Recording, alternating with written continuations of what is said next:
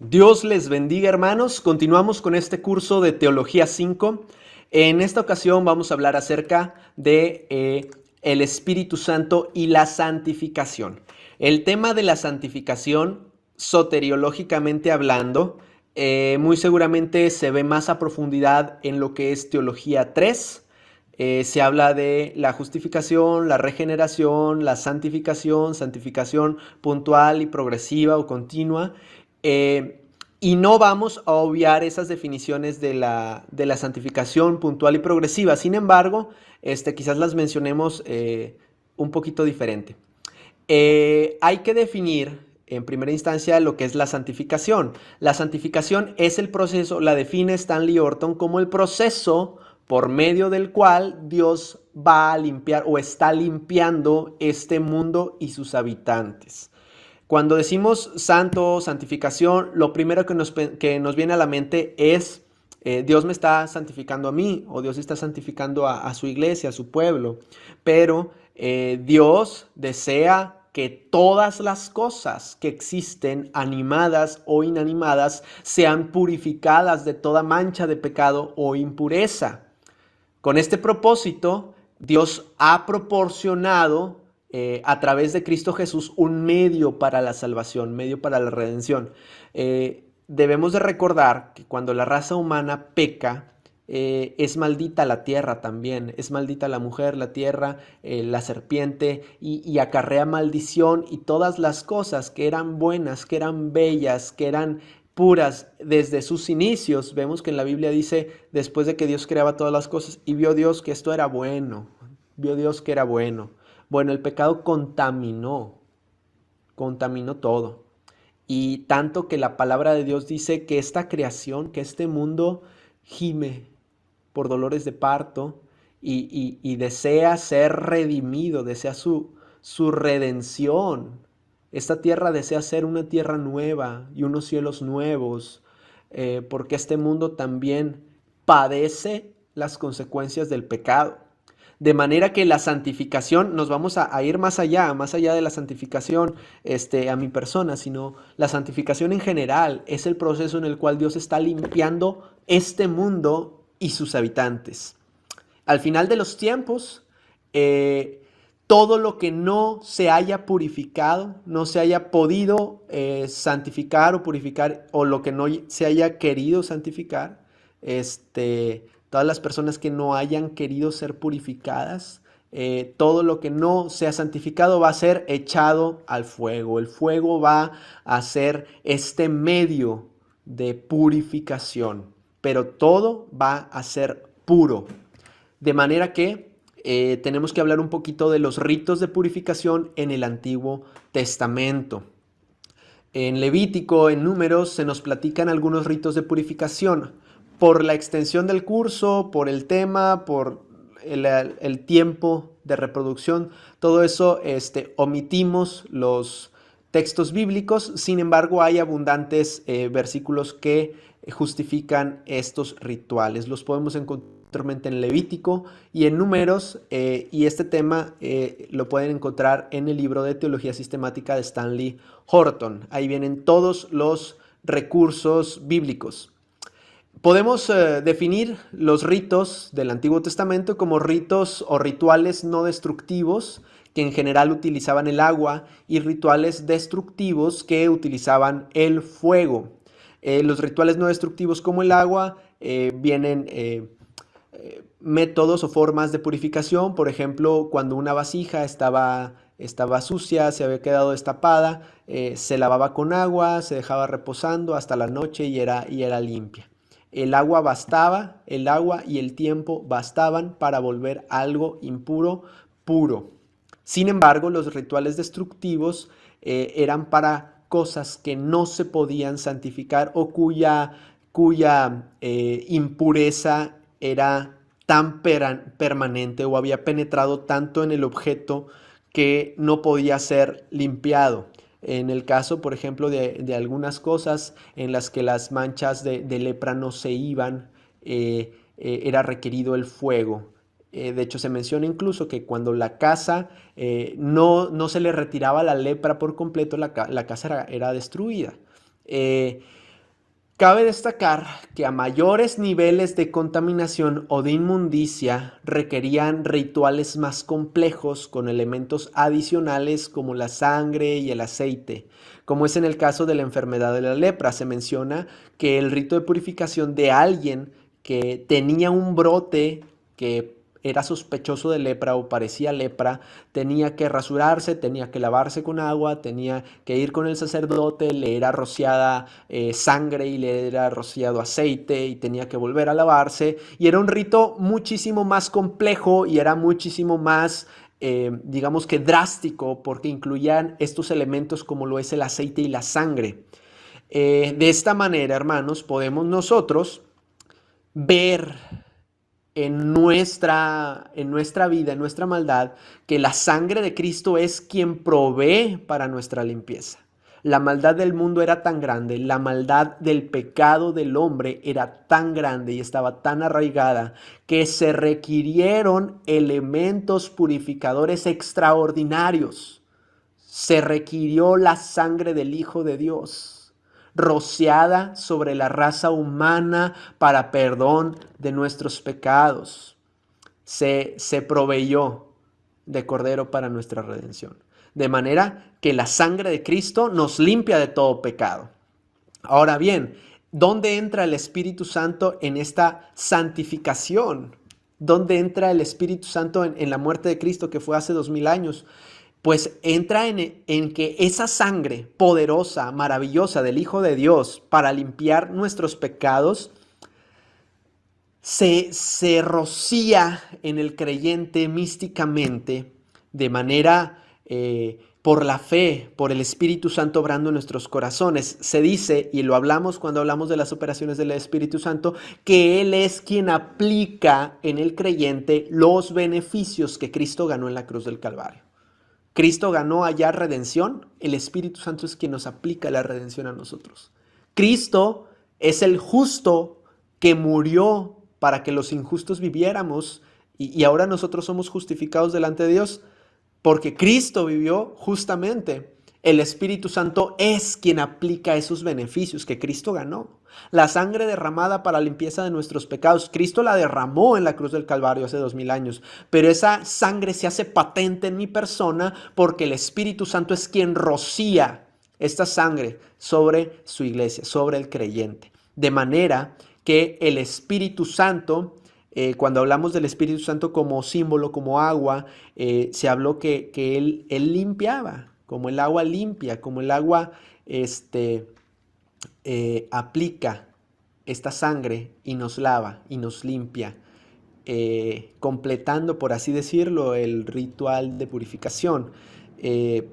Hablando metafóricamente.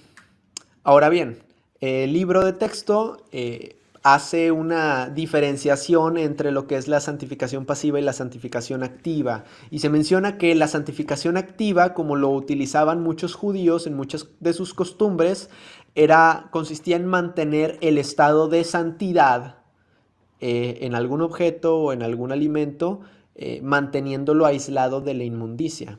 Es decir, algo era puro y se mantenía puro precisamente porque nada impuro se acercaba a él. En el momento en el que esta santificación pasiva, que consistía en estar lejos de la inmundicia, en el momento en el que algo impuro o algo sucio tocaba o se acercaba a dicho objeto, dejaba de ser puro, dejaba de ser santo. Entonces, digamos que la santificación pasiva requería cuidados permanentes. En cuanto a la santificación activa, se habla que la santificación activa es un poder sobrenatural del Espíritu Santo y hace y mantiene limpios a los inmundos mediante su poder dinámico. Es decir, en lugar de la santidad activa o la santificación activa del Espíritu Santo, yo siendo impuro, yo siendo inmundo, Él obra en mi inmundicia para hacerme limpio. Y si yo cometo errores, que los cometemos todos los días, y si yo me equivoco y le fallo a Dios, que lo hemos hecho, el Espíritu Santo puede de alguna forma milagrosa, poderosa, mediante su poder dinámico, mantenerme limpio por la sangre rociada de Cristo. Es una santificación activa, donde la inmundicia no detiene el poder santificador del Espíritu Santo. Y esto, hermanos, esto no es una licencia para pecar. Esto no es una licencia para hacer el mal o para tener, en lugar de libertad, libertinaje, sino que es parte de la provisión, de la seguridad que Dios nos da en nuestro corazón, de nuestra salvación, que Él cuida de nosotros y que su gracia es mucho mayor que nuestra maldad y que su amor es mucho mayor que nuestra inmundicia y que Él obra en nosotros. Más adelante vamos a ver algunas de las obras del Espíritu Santo. Bueno, la misión del Espíritu Santo en lo referente a esta labor santificadora en el mundo es cuádruple. En primera instancia, convence al mundo. En segunda instancia, limpia al creyente. Hace real el pronunciamiento legal de justicia. Llena de poder al creyente para que contribuya a la obra santificadora de Dios. ¿Cómo el creyente contribuye? Proclamando el evangelio y edificando a los creyentes. Explico brevemente cada una. Esta obra de convencer al mundo habla de este mostrarle al pecador su estado necesitado de Dios, quitar la venda de los ojos y hacerle ver al pecador su pecado, su inmundicia. Convence al mundo de justicia, de pecado, de justicia y de juicio. El Espíritu Santo convence al mundo de pecado, de justicia y de juicio. Y el pecador ve su maldad. Y esta es la única obra que hace Dios, que sucede en el creyente o en el no creyente sin su consentimiento. Es decir, el pecador quiera o no quiera, cuando el Espíritu Santo obra en él, va a ver su propia maldad. Se va a dar cuenta de su propia maldad. Ya lo que sigue después, si quiere decidir seguir a Cristo, si desea amar a Dios, si desea consagrar su vida, bueno, eso ya es diferente, ya tiene el ejercicio de su voluntad al respecto, pero el Espíritu Santo muestra el pecado y convence de pecado, aunque el pecador no quiera. Es como decirle las verdades a alguien. Duelan o no duelan, el Espíritu Santo nos muestra nuestras verdades espirituales. Y bueno, en general, puse ahí en amarillo la obra 2 de limpiar al creyente y hacer real el pronunciamiento legal de justicia, porque cuando se habla de santificación, generalmente se refiere a una de estas dos. ¿Cuál es la cuestión de limpiar al creyente? Bueno, la persona que se exhibió en su pecado y que decide a amar a Dios y que decide dejarse llevar por el Espíritu Santo, entregarle su vida a Cristo, vivir para Dios, es decir, alguien que se convierte, el Espíritu Santo obra en el momento de la conversión una limpieza total y completa de todos los pecados de la persona. Limpia al creyente o al que está siendo creyente. Y hablamos aquí de una santificación puntual. Pasa de muerte a vida.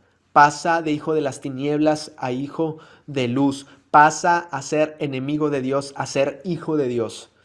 Ocurre una limpieza completa y puntual en el momento de la conversión en el creyente, en el que cree.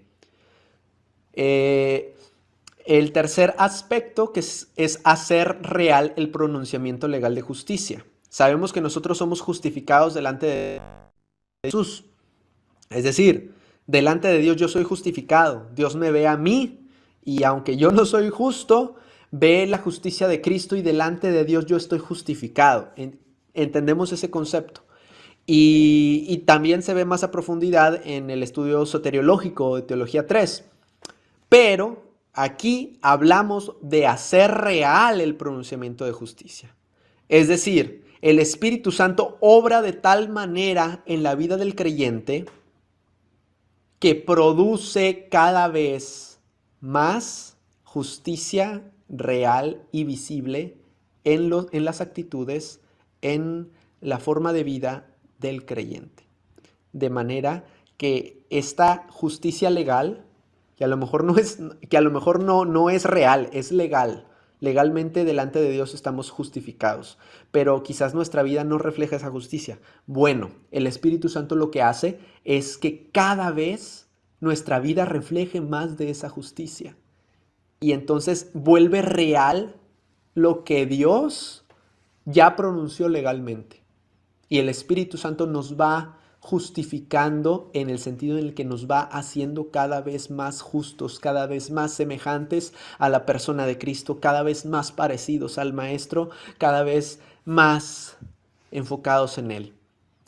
De esta manera nosotros podemos concebir, podemos hablar en este tercer aspecto de lo que sería la santificación continua o la santificación progresiva, que es la obra que el Espíritu Santo sigue haciendo santificadora en la vida del creyente todos los días, de aquí hasta que dejemos esta tierra, ya sea que Cristo venga o que partamos con Él, pero esta obra de realización de la justicia pronunciada legalmente es una obra que el Espíritu Santo hace continuamente en todo el tiempo que nosotros militemos en esta tierra.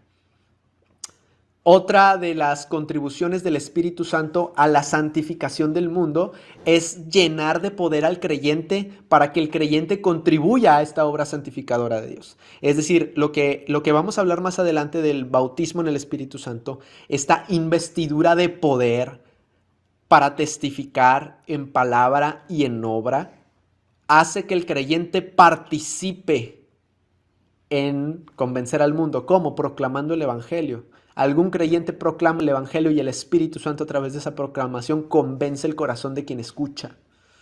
A través de eso, el Espíritu Santo obra la limpieza en el creyente.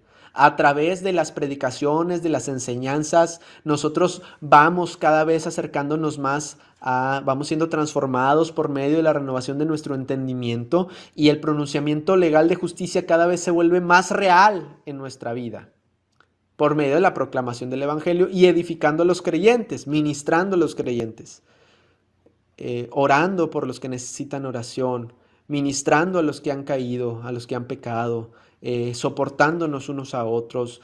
De alguna forma esta llenura que el Espíritu Santo realiza en el corazón del creyente hace que el creyente participe activamente junto con Dios en este plan de santificación. Esto, hermanos, ha sido todo por el día de hoy. El Espíritu Santo y la santificación. Espero haber sido de mucha bendición, hermanos. En los siguientes videos vamos a hablar acerca del bautismo del Espíritu Santo. Está increíble, no se lo pueden perder. El Señor me los bendiga. Hasta la próxima.